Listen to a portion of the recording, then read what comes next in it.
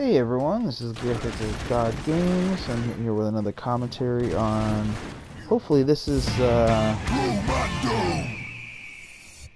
What the hell? This is. I'm going to make this on comic books and Commandos. Kind of apropos here because the game I'm playing is a little indie title called Broforce by a game developer called Free Lives, which is published by. Devolver Digital, one of my favorite publishers and developers out there. Like, Devolver actually retweeted something of mine recently on Twitter because I literally said, you know, I haven't played B.A. Baracus. Bro Rockus, I should say. I haven't played a bad Devolver Digital game yet. And it's true. This game being one of them. A couple other ones are, you know, Hotline Miami, which is just goddamn amazing.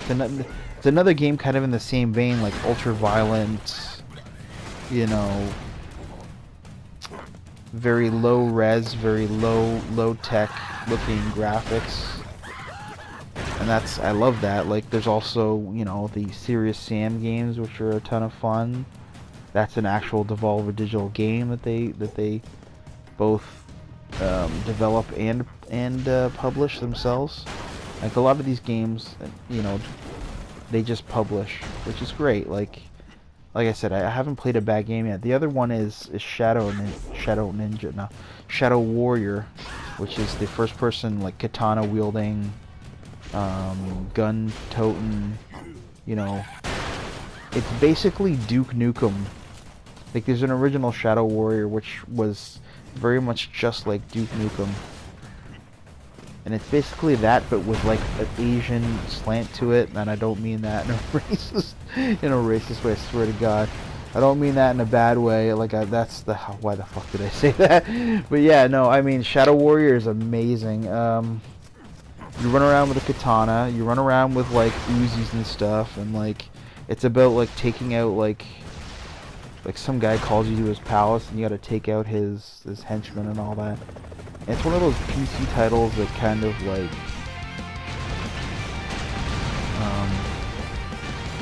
one of those PC titles that you know, you think that's just gonna be on PC forever, but it actually made it out to the consoles, which I love because, you know, I'm not a PC guy. I don't hate PC, but I just would rather play in a console, I guess. But I'm loving that they do actually bring their games to the PlayStation 4. At least they don't really do it to Xbox One, as far as I know, anyways. They did Serious Sam last gen, so that's what's kind of boggles my mind, is that Serious Sam, as far as I know, isn't really on the PS4, but their other games are. But Serious Sam was a lot of fun. It really was. But I'm kind of rambling here. But if there's one thing I noticed about Devolver, and it's so true, is that they love the atypical action hero of the 80s. Like this is what this game's about. If you don't know what Broforce is about, you play as 80s action stars. Like, you can see I changed into Brodell Walker there, for, you know, aka Walker Texas Ranger. They call them like different bro names. Like, this is Bro Rambo instead of, you know, so they don't get sued or whatever. This is Brodell Walker. Bro Rambo being Rambo, of course. There's like Command Bro, which is John Matrix from the Commando movie, aka Arnold Schwarzenegger, in case you didn't figure that out.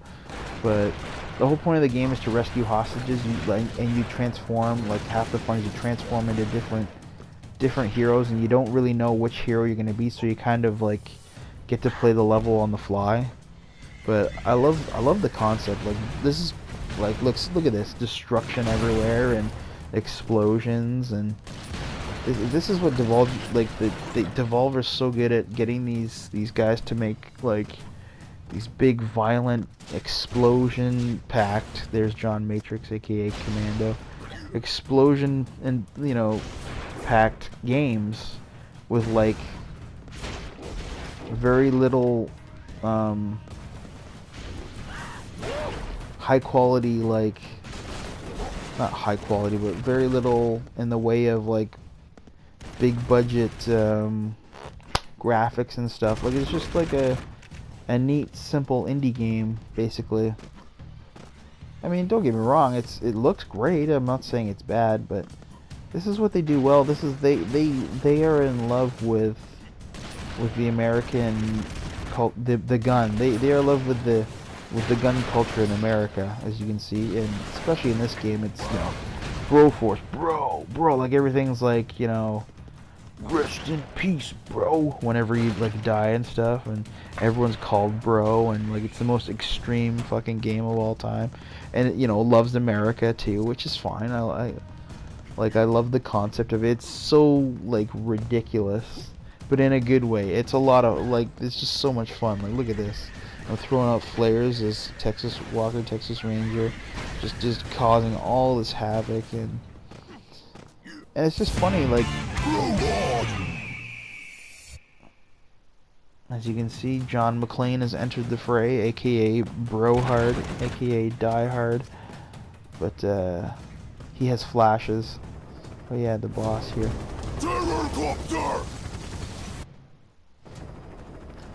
But yeah, no, this game's like super extreme. It kind of reminds me a lot of what's that game? Fuck, that Neo Geo game. I can't remember what it's called. Oh, jeez, that's gonna bug me now. The game where you walk around, you gotta shoot like commandos and stuff, and the graphics are actually really good looking for their time. And fuck, I can't remember. There's a bunch of different, like, you just run around. It's basically that game, like that game, but without like with a changing cast of characters, which are all like 80s action, 80s, 90s, 2000s action hero. Like the bride from Kill Bill's in this. I'm playing as Rambo right now. Like the most extreme fucking shit ever, and I love it. Like, I love the concept of this game. It's just, fuck, that's gonna bother me. But anyways, the one underlying factor here is that all the Devolver digital games like are in love with the American culture, the way of the gun, basically the gun-toting hero. You know, that is all about like agency and stuff, all about like self-realization, and you know, in a I'm not trying to sound artsy fartsy, I'm really not, but you know, they get stuff done. Like it's ultra macho, like, you get what I'm saying, like ultra macho, ultra, you know, I don't want to say take what we want, but do what we can to get what we want. Which is, you know, usually, you know, I'm not saying that they're looked at it as a bad way, but it's not a culture that I like in any way, or I identify with in any way other than in fantasy media, basically. So like, I loved Commando. Commando was a lot of, like, you know, you're rooted for Arnold. You didn't really like MacGyver. But you're rooted for Arnold, right? You wanted to see him get his daughter back in Commando, and you wanted to see MacGyver solve whatever mystery he was doing by, you know, silly means, right? Oh, now I'm Rambro. But yeah, the most jingoistic character of all time. You know, like pro-America, bro, dude, bro, like let's go lift weights, you know, I love America, and that's basically the whole point of this game, and it's kind of making fun of that, if I'm being honest. It's making fun of that idea of, you know, just being macho and being ridiculous about it, and just having this really weird, I don't know.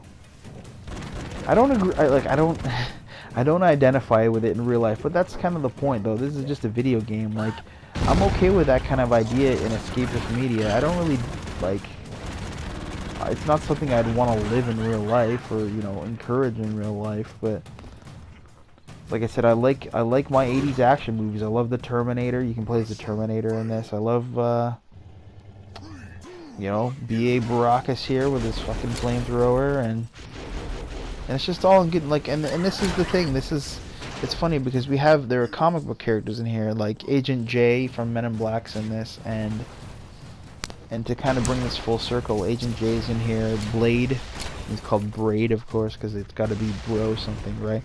He's in this game, and that's the only Marvel character. I wish they had actually some other like you'd think that the Punisher would be in this game, and I'm kind of going you know, kind of bringing this back to where I want to, conversation wise. I recently watched the Daredevil. I was gonna say the Punisher. Recently watched Daredevil season 2. Like, I don't really watch a lot of superhero shows. I watch the Marvel Netflix shows, but that's about it. I don't really watch like Marvel's other shows. Like, I don't watch Agents of S.H.I.E.L.D. I don't watch Peggy Carter. I just doesn't really interest me. Like, I would actually watch, rather, you know, as a comic book fan, watch shows about the heroes. And it's funny. Oh, there we go. There's Blade, aka Blade. But, and everyone, I was like, why aren't you watching DC show? It's weird. I've tried, honestly. I've tried watching Gotham. I got about 8 episodes in, and I was just kind of bored by it. Like, it's like just the Jim Gordon show, you know, taking on enemies with like superpowers. Like, I can kind of get, like, I can kind of appreciate what it's going for, but I really just, for me, it doesn't do much. I don't know. I tried watching Flash. Like, I had the American Netflix for a little while there, and on the American Netflix they actually have the Flash, and I was really hoping to get into it, because I think the concept of the Flash is actually really neat, but I just couldn't get into the show. I tried, and it just didn't do much for me. I don't know why. Like, maybe I just didn't give it enough chance. Like, I gave it a couple episodes, and for whatever reason, I just wasn't for me. But maybe I'll give it another shot at some point. If I can ever get American Netflix back, I will. But anyways, I'm kind of rambling here. My whole point was that my dad and I, who have watched like the first season of that Daredevil, we got around to watching the second, and like I said, I can't get into the Flash, but I love Marvel's Netflix shows. Their quality is just ridiculous, and Daredevil season 2 was just so good. Like, it just really told a very strong superhero. Yeah, well, I don't know why I died there. A really strong superhero narrative, like, and I'll get back into that later about why it was so good compared to, say, some other media that's come out lately. But anyways, watching Punisher, god damn it, watching Daredevil season 2 inspired me to go out and read Punisher again, because oh shit, I died. Yeah, it inspired me to read Punisher again because I had read and I owned some comics from 1993 of the Punisher that ironically I bought that year, and I never really, I mean, I read them. I liked the Punisher somewhat. One of my friends at the time introduced me to the Punisher, and it's weird because my favorite superhero of all time is Superman, who is totally the exact opposite of the Punisher. So, and there was a while there where I kind of hated Punisher. It's weird because I was like, oh well, Superman wouldn't approve of that, and it's kind of a weird mentality to have.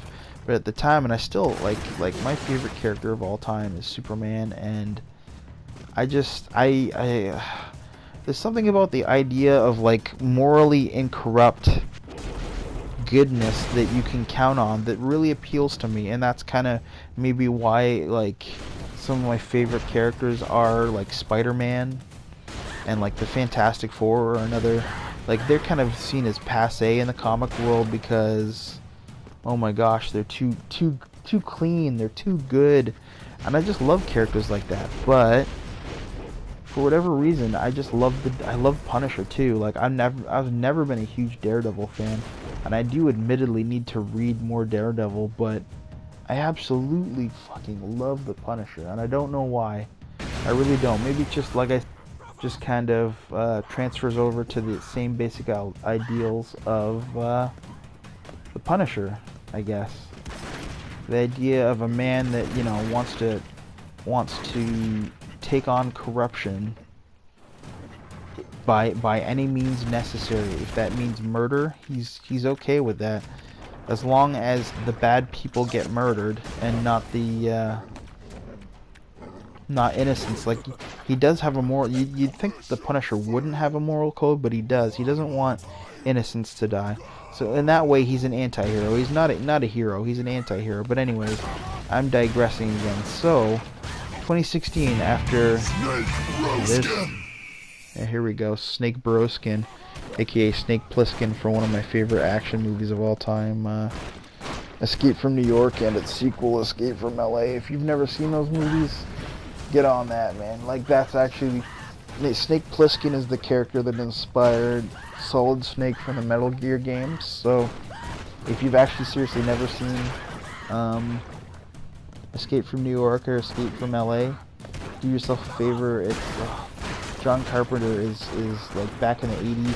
Like, to me, Escape from LA was his last good movie, which came out in '96. So that's kind of showing you, you know, how long ago that was. But I'm kind of digressing here yet again.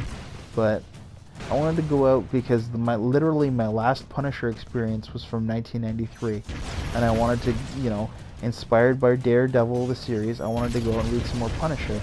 And there's one thing that I kind of noticed that's you know, obvious, is that these characters, like, really, like, comic book characters in general, kind of really just like act of their, I mean, I don't want to say this is obvious. Yes, they act of their own accord, but they act like with pure like bravado. Basically, they're very ego driven.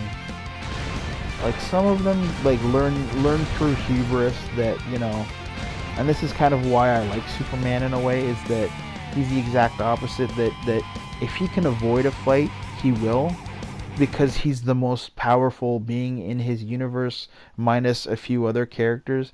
But that, you know, he's learned through humility that he doesn't want to use his brawn if he can.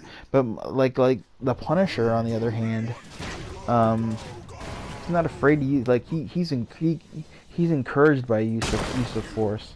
And it's really a mentality that I can't really, like, understand other than in, say, a piece of fictional media like a comic book, right?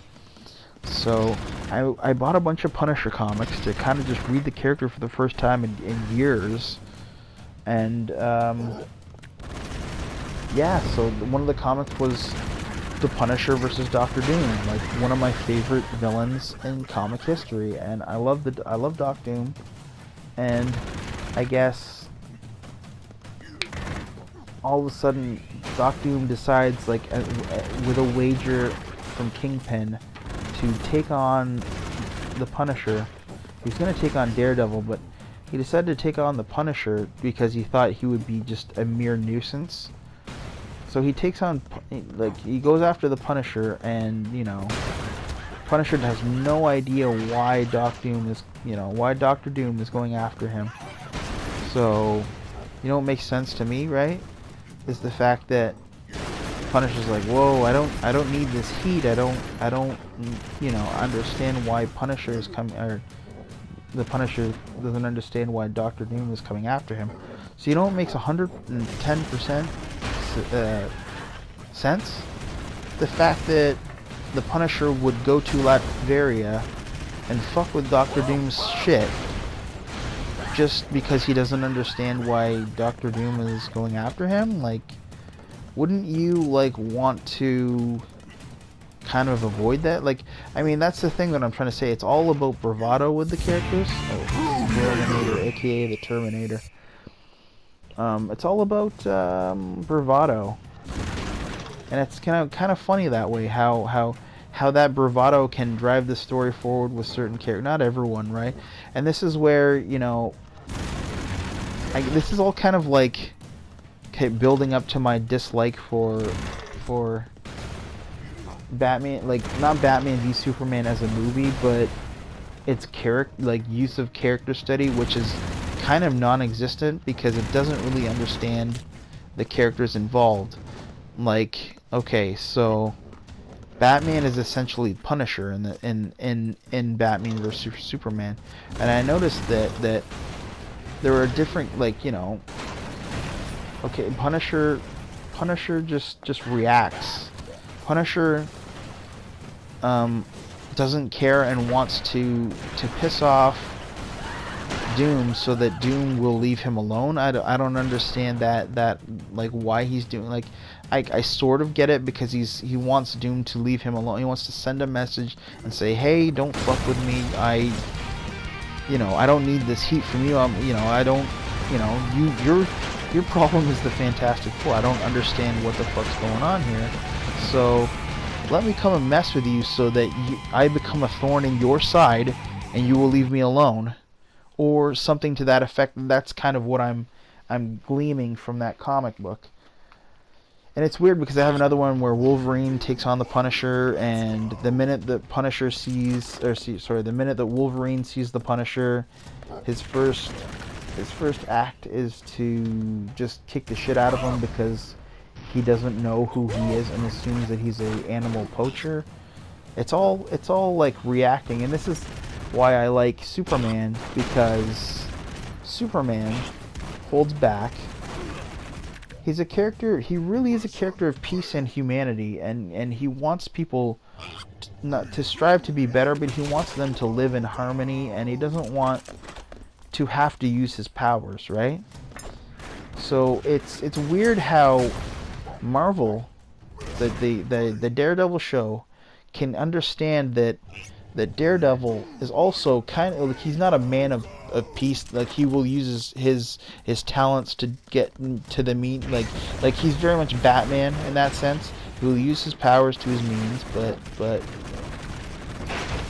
he wants to make sure people are alive and they answer for their crimes, basically. And Superman is, sorry, I'm kind of rambling. I'm incoherent here, but he wants, he wants, like, these two different ideologies. He doesn't want people dead. He wants them to answer for their crimes. He wants them to be able to be redeemed, and that's what Superman is.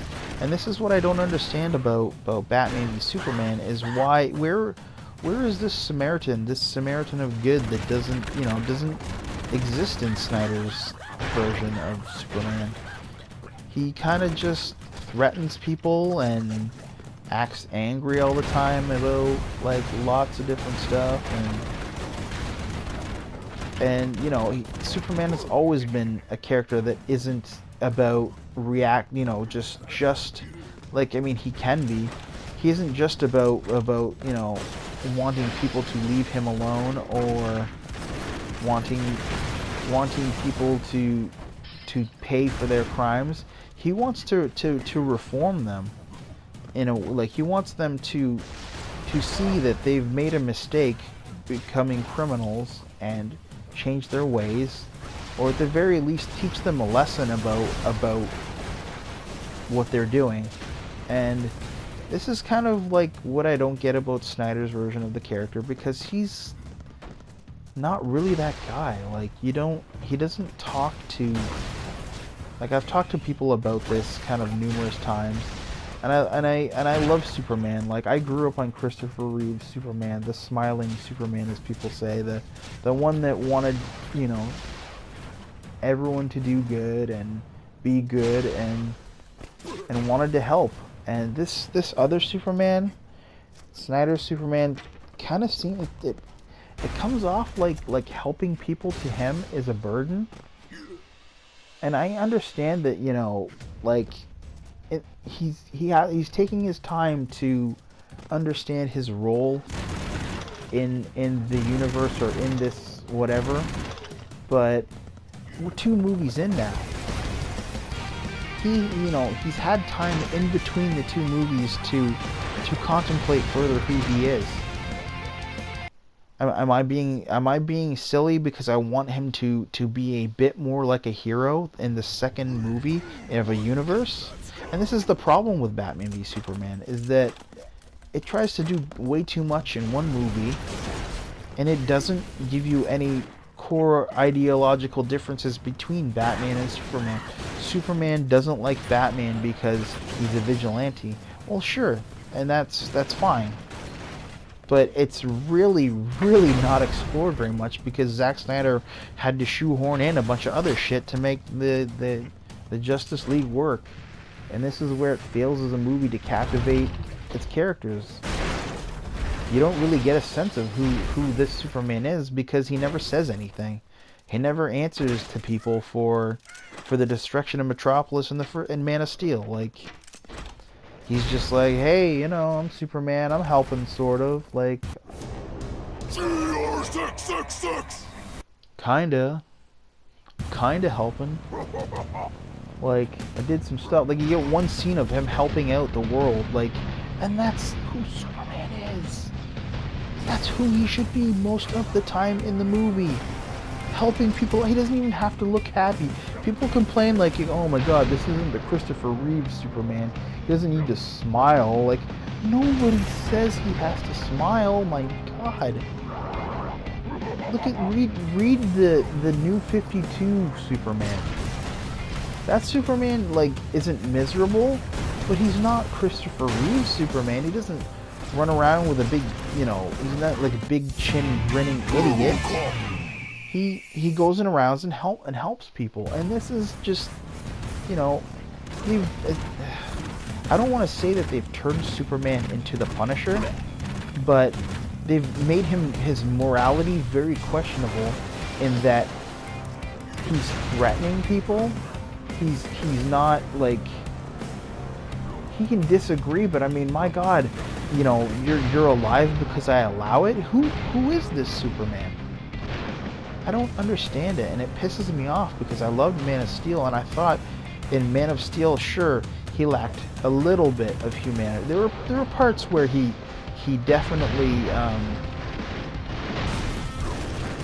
there were parts where he definitely wanted to help. He told people to get off the streets. He knew that it was dangerous.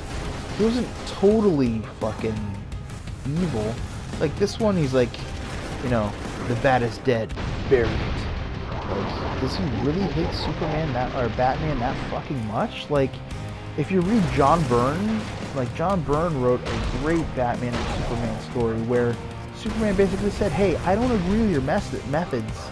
I'm gonna have to take you in because I don't like seeing you unchecked. I don't like seeing a vigilante like you unchecked. It's you know, I agree with, like, you know, he agreed with himself, but this one's like threatening Batman.